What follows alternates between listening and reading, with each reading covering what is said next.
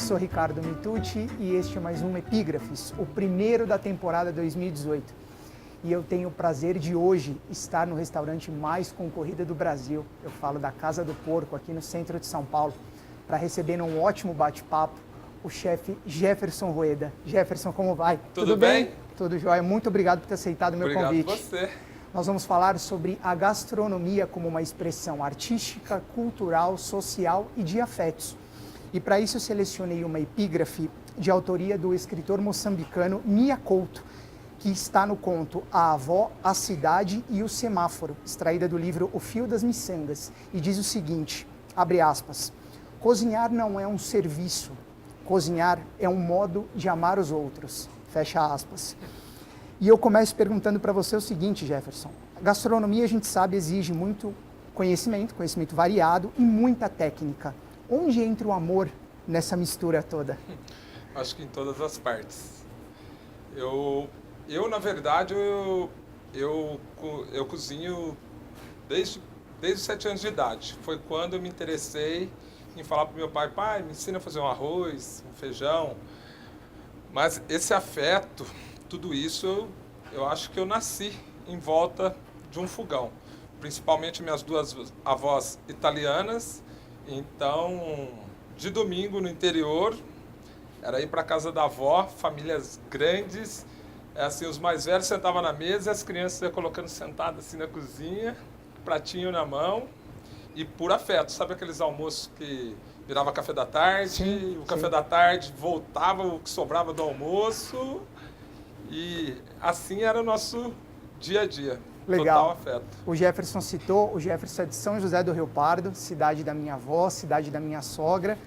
E ele falou de afetos, e essa é uma das propostas também do nosso debate. E falando justamente sobre essa relação entre afetos e gastronomia, há diversos chefes, nutricionistas, autores especializados que falam que um bom cozinheiro é aquele que sabe preservar a memória afetiva em suas criações. Sim. Em algumas entrevistas você já disse que tem memórias afetivas relacionadas à cozinha, né? Muitas inclusive. A escolha do porco como carro-chefe da sua culinária autoral te remete a quais memórias afetivas, Jefferson? Me remete às minhas melhores memórias afetivas, que foi essa vivência que eu tenho de São José do Rio Pardo, na cidade onde eu nasci. Essa coisa de, ou na Páscoa, ou no Natal, que antigamente as pessoas não compravam, tipo, peru, leitão. A gente do interior só criava, né? Sim. E, por exemplo, o Natal, a gente começava 4, 5 dias antes, que ia para o sítio ou para casa da minha avó, que era para matar os bichos. Aí matava os bichos, aí depois para temperar, e depois assar e fazer tanto a ceia de Natal como a Páscoa. E eu falo que são celebrações, né? Essa coisa de unir a família, estar junto. Então, eu vejo esse ato que era o Natal, tanto a Páscoa, mas eu vejo a colheita do milho, pegar o final de semana, vamos para casa da tia, vamos colher milho. Então, a família toda reunida, ia, colhia, fazia o almoço, aí fazia bolo, fazia pamonha, curau, e no final do dia distribuía e cada um levava um pouco daquilo que foi feito o dia todo. E com o porco era a mesma coisa. Meu tio sempre, vamos comprar um porco? Aí comprava o porco em 2, 3 pessoas da família, engordava esse porco, aí tinha a matança do porco também. Ia para lá, matava o porco, fazia linguiça, cortava o porco, não sei o quê, fazia aquele porco de lata, né, para guardar. E é uma celebração, né? Sim. É uma coisa que... Com certeza. Então é toda essa memória. Essa memória afetiva. Essa é a memória afetiva. Legal. E até uma rápida contextualizada na epígrafe, a frase da epígrafe, ela foi dita durante um diálogo entre uma avó e um neto, que viviam numa aldeia. E o neto ele ia fazer uma viagem para a cidade grande e a avó começa a perguntar, mas quem vai cozinhar para você? Qual que é o nome do cozinheiro? Quem vai fazer a sua cama? Toda preocupada, né? E aí o neto, diante daquelas questões todas assim inesperadas, ele faz uma reflexão, né, na narrativa dele mesmo, dizendo, cozinhar é o mais privado e arriscado ato. No alimento se coloca ternura ou ódio, na panela se verte tempero ou veneno. E aí a avó arremata dizendo aquela frase, né, cozinhar não é um serviço, cozinhar é um modo de amar os outros. E ainda falando um pouco dessa questão de afetos, mas já amarrando com alguns movimentos, como é o caso do slow food, que se opõe a essa tendência da padronização do alimento e defende o direito ao prazer da alimentação. Eu queria a sua opinião sobre isso, sobretudo considerando-se aí que a gente vive um momento de vida corrida, smartphone sempre à mão, inclusive na hora das refeições. A gente ainda consegue ter esse rito da refeição como algo prazeroso, como um meio de relações socioafetivas, como foi no passado, ou você acha que isso se perdeu, Jefferson? Eu acho que foi se perdendo, mas o nosso trabalho é resgatar isso. De que maneira? De que maneira é trazendo isso para a mesa do cliente. Uhum. Eu acho que não só a comida é importante na mesa, eu acho que a boa conversa na mesa, as amizades, os encontros.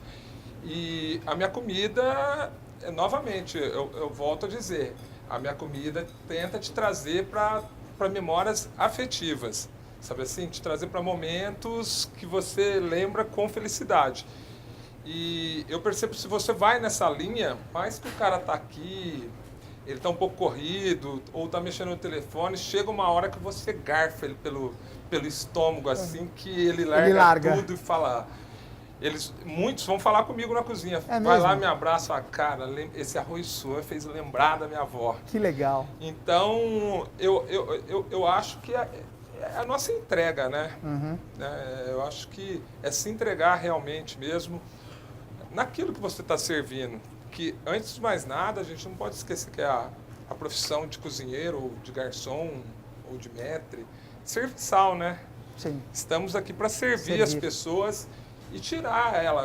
Eu falo assim, aqui a gente é o psicólogo dos clientes. A partir do momento que aquela porta ali se abre, o cliente entra, a gente tem que fazer uma leitura com quem a gente está lidando e trazer essa felicidade. Eu acho que hoje em dia a gastronomia é entretenimento, sim, e a partir do momento que o cliente deixa de ir para sua casa, sabe, sai do serviço, deixa de ir para casa, quer ir para um bar ou para um restaurante, ou vir aqui para a Casa do Porco, ele quer ser feliz, ele quer se encontrar.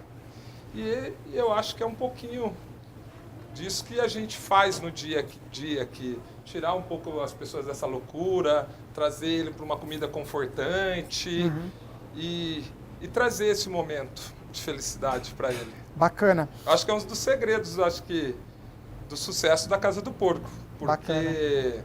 as pessoas reclamam que as filas são longas, mas o que eu falo que é uma experiência, né? Sim. Então, a partir do momento que a pessoa está aqui, a gente não quer que essa pessoa termine de comer e vai tomar café no vizinho. Claro. Não, a gente quer que ela desfrute, sim, do passo a passo, do menu de tudo um porco que tem aqui, ou se não do momento, ele está afim só de comer uma panceta, tomar uma cachaça, mas curtir os amigos. Sim. Eu acho que isso que é válido. Bacana. Um outro tradicional recorte da gastronomia, Jefferson, é o vínculo entre cozinha e cultura, sendo a culinária um tipo importante de manifestação sociocultural. Em 2015 até houve um evento aqui em São Paulo, né, o Gastronomia é Cultura que se Come. Sendo o Brasil um país tão grande, com culturas tão distintas dentro de um mesmo território, qual a verdadeira marca cultural da nossa gastronomia, na sua opinião? A nossa marca cultural? Nosso país é riquíssimo em ingredientes, né? Eu vejo que cada região tem meia dúzia de ingredientes, né? Que representa aquele estado. E basicamente eu vejo que esse é o símbolo de cada região. É mostrar isso, eu acho que é um momento de se unir mais, né? Porque o nosso país é muito grande, então eu falo, quando você fala cozinha regional, a cozinha é regional brasileira, não é cozinha brasileira. Sim. Cada cozinha tem o seu encanto. E eu vejo que é um momento de nos unirmos, né? Sim. Porque eu vejo que a gastronomia, ela deu um boom muito rápido. Vamos falar que foi com a abertura do mercado, no governo do Collor, que a gente começou a ter acesso a tudo que é ingrediente. Até então não chegava um arroz arbóreo no Brasil. E sendo assim, eu vejo, por nosso país ser muito grande, agora é o momento também dos chefes ter esse intercâmbio. Aqui eu tenho um programa chamado Porco Mundi, um encontro que eu já estou fazendo na América Latina, trazendo um pouco da cultura do porco nos países vizinhos e com o Brasil também. Esse ano mesmo, eu vou sair andando pelo Brasil, porque eu estou escrevendo um livro com um amigo de Minas Gerais e a gente está vendo tudo o que tem sobre o porco pelo Brasil.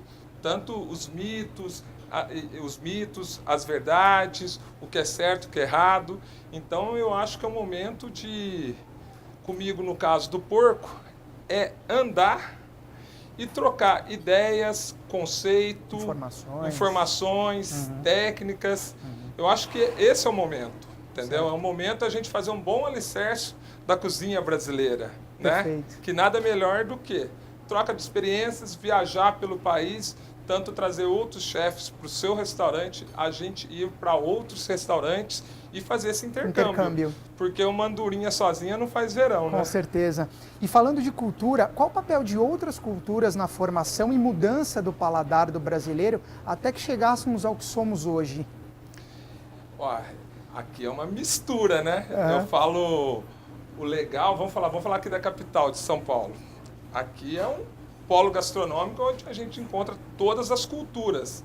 E ao mesmo tempo, que eu vejo que vira uma panela interessante de aromas e temperos, porque você pega todas as imigrações. Sim. E ao mesmo tempo a gente tem as migrações do Brasil, né? Sim. Então a gente tem a coisa da comida nordestina muito forte, os ingredientes do Cerrado, ingredientes do Amazonas, onde acaba dando tudo junto aqui em São Paulo, entendeu? Então, eu acho que é importante em todos os sentidos, até porque antes das gerações de chefes brasileiros, a gente tinha os chefes que vieram na imigração, internacionais, né? Então você pega os chefes internacionais, é o Lohan, é o Manuel Bassolé, Luciano Bocceja. Então eu vejo, quando eu quis me informar sobre gastronomia, quem você via eram esses personagens. As referências eram de fora do Brasil. Era de fora do Brasil, certo, entendeu? Certo. E hoje, o legal é que já temos de tudo que é lugar, né? Tanto de fora do Brasil, como de todas as regiões do Brasil. E hoje o que eu vejo que é muito legal, você já consegue olhar para dentro do nosso país e cada região você encontrar pelo menos 2 chefes que estão despontando aí no mercado nacional ou até no mercado internacional, está tendo visibilidade, né? Então eu acho isso muito interessante, né? Porque como eu estava dizendo, se a cozinha brasileira é uma cozinha regional brasileira, então temos que ter chefes espalhados pelo país todo, né? Claro, com certeza. Para que cada vez mais isso se fortaleça de alguma forma. Claro. Em depoimento ao documentário Comer o Quê?, o chefe Alex Atala, com quem você trabalhou no início de carreira, ele deu a seguinte declaração, abre aspas, eu não entendo a cozinha como arte, mas como expressão artística. A cozinha confere ao autor a possibilidade de se expressar através da arte. Essa expressão artística é incontestável. Fecha aspas. Para você, Jefferson, em que medida a gastronomia é de fato uma expressão artística? Em todos os sentidos. Em todos, né? É que a gente quer surpreender o cliente desde a hora que chega até a hora que vai embora. E eu percebo assim na forma de servir, mexer com os sentidos do cliente, né? Você serve uma coisa fria, ao mesmo tempo aquela coisa, a hora que você põe na boca, você escuta aquele crocante no fundo do ouvido. Então, eu acho que isso é arte. Isso é arte, entendeu? Eu acho que na forma de recepcionar, na forma de abordar, trazer para a mesa, eu acho que tudo isso está ligado à arte, entendeu? Porque não adianta você servir a melhor comida do mundo e ao mesmo tempo você ter o garçom mais chato do mundo. Claro. Né? É preferível você ir num lugar que a comida é mais ou menos e o serviço mais ou menos, só que você fala, vou dar uma chance, eu volto. Sim. Né? Então a gente tem que estar equalizado, né? Com esse todo. Eu acho que tudo é fundamental. Por isso, todos os dias antes de abrir o restaurante, 15 para meio-dia, a gente faz uma reunião, salão, cozinha, onde a gente fala de todos os pontos positivos e tudo aonde a gente precisa melhorar, o que aconteceu no serviço de ontem, né? Quem foram os clientes, quem não é. o que precisa melhorar. Então, eu acho que isso é extremamente importante que a gente atinja essas expectativas das pessoas, né? Perfeito. E falando da gastronomia como uma expressão artística e cultural, há até alguns grupos que defendem a inclusão da gastronomia como beneficiária da Lei Rouanet, né? Aquela lei que possibilita a pessoas físicas e jurídicas aplicarem parte do imposto de renda devido em cultura. Você é a favor dessa inclusão? Eu sou uma pessoa que hoje meu maior movimento é o acesso, dar acesso às pessoas, tanto que eu acabei de abrir uma nova loja que é o Hot Pork. Hot Pork. É uma casa especializada em hot dog, só que lá a salsicha é 100% de porco ou vegetariana, por isso se chama Hot Pork. E é onde a gente faz o pão, a maionese, o ketchup, a mostarda e principalmente a salsicha, sem conservante, enfim, 100% de porco e com preços populares. Aceito todos os vales refeições, todos os tickets. Então, eu falo que eu faço isso e cada vez mais eu quero isso. Aqui também eu tenho a comida de rua. Então, eu acho que todo mundo é bem-vindo, sim. E, na verdade, eu quero ficar de inspiração, né? Para esses órgãos se inspirar no que eu faço. Eu não sou nem contra nem a favor, entendeu? Eu não quero estar falando de lei Rouanet, porque se eu falar que eu sou a favor, sempre tem pessoas que vão falar o contrário. Então, eu foco no que eu faço e disso que eu faço que sirva de inspirações. Perfeito. Para esses movimentos. Legal, até pegando esse gancho, a gente está falando nesse caso de cozinha inclusiva, né? Que é uma Sim. filosofia de trabalho que você tem, Sim. de popularizar as técnicas, os ingredientes e facilitar o acesso à boa gastronomia com preços mais acessíveis, né? Mais baixos. Essa filosofia, inclusive, garantiu a Casa do Porco, onde a gente está gravando, no ano passado, a entrada no prestigiado Guia Michelin, né? Sim. A Bíblia da gastronomia mundial na categoria Bib Gourmand, que é aquela onde se come bem a preços Sim. mais baixos, né? Você falou de servir de inspiração. Como a gastronomia pode, num conceito mais amplo, se transformar num instrumento de equalização das diferenças sociais e quais são, na sua opinião, os papéis da indústria alimentícia e do poder público nesse sentido? O papel deles, novamente, eu insisto em dizer que eu servindo de inspirações para esses órgãos também. Tá. Porque é muito fácil a gente falar que o brasileiro, né, a classe baixa, a classe média, o brasileiro não sabe comer. Tá. Então a gente que está fazendo essa transformação, eu sou a primeira geração, uma das primeiras gerações de chefe, cozinheiro brasileiro, sabe? Então, não é a gente que tem que também fazer parte dessa transformação? Claro.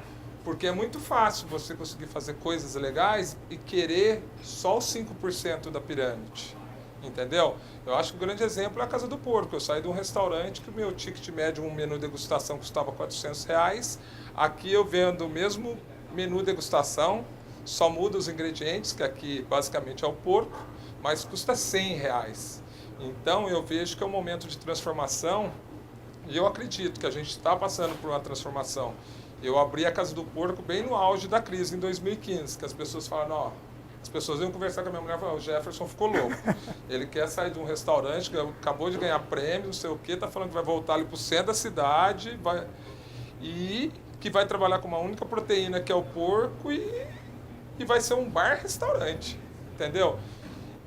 Eu acredito, né, que nessa mudança, nessa transformação, a gente, em dar acesso, eu falo assim, a Casa do Porco está lotada todos os dias devido dar acesso e servir coisas boas. Eu fui ano passado agora para o Japão, uma das coisas que mais me encantou é essa entrega.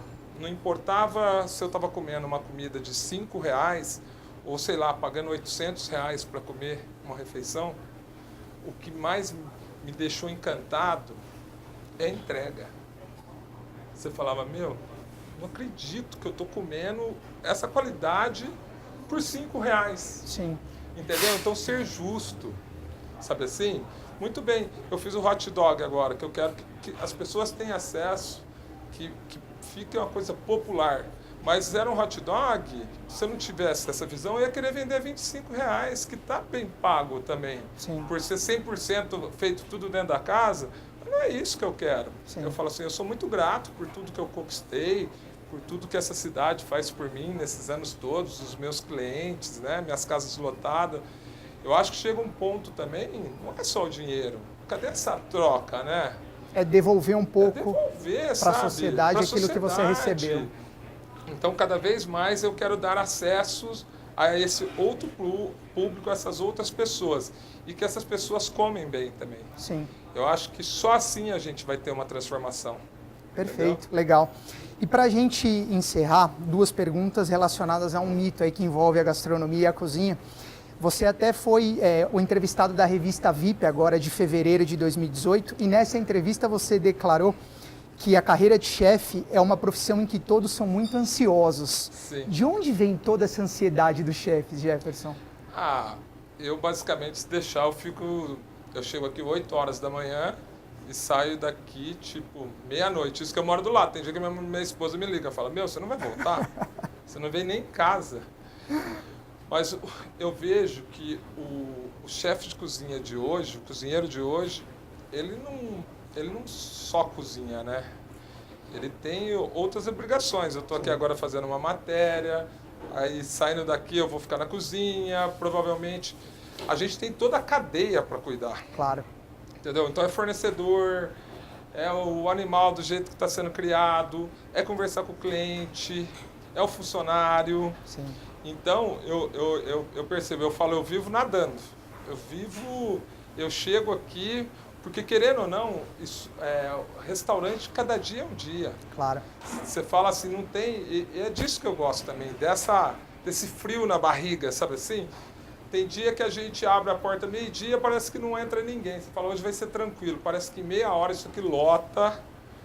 A gente começa a maior correria ali, cliente, parece que tem cliente batendo talher, cadê comida, cadê comida? Sim. E acaba se transformando numa ansiedade geral, né? Porque sim, a gente nunca espera, mais que a gente espera como vai ser o movimento, você não sabe. Claro. Entendeu? Ontem mesmo, eu estava aqui, eu tinha uma mesa, estava fazendo menu degustação para 10 pessoas. Eu, no auge do menu, chegou mais 2 pessoas. Querendo entrar no menu, aí falou, segura o menu, começa o menu deles para chegar até. Sim. E aí tudo que está ao seu alcance, você vai fazer. Porque isso aqui, o que importa para você é a satisfação do cliente sentado aqui na mesa, né? Uhum. E fora que a gente abre o restaurante aqui meio-dia, já sorrindo, todo alegre. Mas ninguém sabe o que a gente passou das 7 da manhã até esse meio-dia, né? Claro, lógico. Sabe assim, é mercadoria que tem que chegar, é mercadoria que tem que preparar, é caldo no fogo, é linguiça para fazer, porco para desossar. Uhum. Então eu vejo que a gente acaba eu divido a minha cabeça em vários setores, sabe assim? Eu estou aqui fazendo a entrevista, eu sei que daqui a pouco tem que ele fazer linguiça, daqui a pouco vai abrir o restaurante. Sim. Então a gente vai tocando várias coisas ao mesmo tempo. Isso, para mim, já faz parte do meu dia a dia. Eu encaro isso como normal, mas são milhões de cafés por dia. Eu imagino. A ansiedade. Imagino. Para a gente encerrar, juntando um pouco, fazendo o link dessa questão da ansiedade com o estresse, principalmente depois dessa leva de reality shows de gastronomia na televisão, muitos desses programas gostam de enfatizar o estresse da cozinha, né? Por outro lado, há quem diga que cozinhar é uma terapia. Afinal, cozinhar estressa ou ajuda a desanuviar? As duas coisas. As duas coisas? São. Por exemplo, você fala assim, vamos cozinhar em casa para os amigos, tomar um vinho? Tem terapia melhor que essa? Sim. Ainda mais de sexta-feira? Se quiser, a gente cozinha sexta, no sábado. Mas é isso que eu percebo, que muitas pessoas vêm me procurar, Jefinho, que eu ganhei uma grana, eu estou bem, eu quero agora mudar de ramo, eu quero cozinhar, porque eu já cozinho para meus amigos, que é gostoso, é um puta amor. Eu falo assim, então, isso é uma coisa. Sim. Mas cozinhar profissionalmente é prazeroso? É. Só que você tem regras. Claro. Entendeu? Tipo assim, o cliente fala assim, eu quero meu peixe bem passado, sem sal. Não adianta você querer ficar louco, falar que não, que aqui tudo come ao ponto. É o que ele quer. Tá pagando, é o que ele... Então, você tem que entender isso também. Claro, claro. Entendeu? Uhum. Então, você tá ali profissionalmente. Sim. Entendeu? Uhum. Então, e que momentos que gera estresse, sim, sabe assim, você está no auge da cozinha mandando comida, um cliente pode devolver um prato, aí você tem que parar toda a cozinha para refazer esse prato, entendeu? A gente é feito de carne e osso, né? Claro, Não tem claro. como. Mas hoje em dia, assim, dentro da cozinha já se mudou muito do que era no passado. A gente tenta trabalhar em harmonia, entendeu? Tanto que, como eu estava te falando, por isso que a gente tem uma reunião todo dia aqui para a gente falar um pouco do que aconteceu, do que aconteceu, porque eu falo que na hora do movimento a pessoa mais importante aqui são os nossos clientes, Claro. entendeu? Então a gente tem que preservar pela felicidade dele, entendeu? Perfeito. Porque eu falo, problema a gente vai ter todos os dias mesmo. Em qualquer carreira. Em qualquer carreira, em casa, qualquer farm, em claro, casa, com o claro. cachorro, com o vizinho, com a rua. É isso aí. Então, é a gente tentar, né, buscar esse lado do amor e ser mais feliz, né? Desencanar um pouco dessa estresse. Jefferson, mais uma vez, muito obrigado. Obrigado você. Foi um prazer, muito obrigado por ter me recebido na sua casa. Eu conversei com o chefe Jefferson Rueda, profissional super premiado, com mais de 20 anos de carreira, experiência internacional e passagem por alguns dos melhores restaurantes de São Paulo. À frente aqui da Cozinha do Porco, aberta em 2015, ele viu o restaurante entrar para a lista dos 50 melhores da América Latina. Em 2016, apenas um ano após a inauguração. Em 2017, manteve-se nessa lista, mas subiu da 24ª para a 8ª posição, sendo o segundo melhor brasileiro do ranking. E em 2017 também foi eleito a melhor cozinha de bar na publicação especializada Comer e Beber de Veja São Paulo. Recebe por mês, em média, cerca de 10 mil pessoas apenas aqui na Casa do Porco. O número que faz deste restaurante, sem dúvida, o mais concorrido do Brasil, não apenas de São Paulo. É também proprietário da Hot Pork e sócio da Bar Dona Onça, né? Sim. Junto com a sua esposa. Sim. E se você gostou desse papo excelente, saborosíssimo com o chefe Jefferson Rueda, por favor, compartilhe, curta o post dessa entrevista. Aproveite também para me acompanhar e me seguir nas mídias sociais, no meu Facebook, no meu Twitter, no meu Instagram. Inscreva-se no meu canal no YouTube, clica lá no sininho, porque isso vai fazer com que o nosso conteúdo seja expandido, seja ampliado e levado para mais pessoas. Convido você também a visitar o meu site. O endereço está aparecendo aqui embaixo e descobrir um pouco mais sobre o meu trabalho como escritor, autor dos livros Histórias Quase Verídicas e do romance Órfãos de São Paulo. Eu tenho certeza que você vai gostar.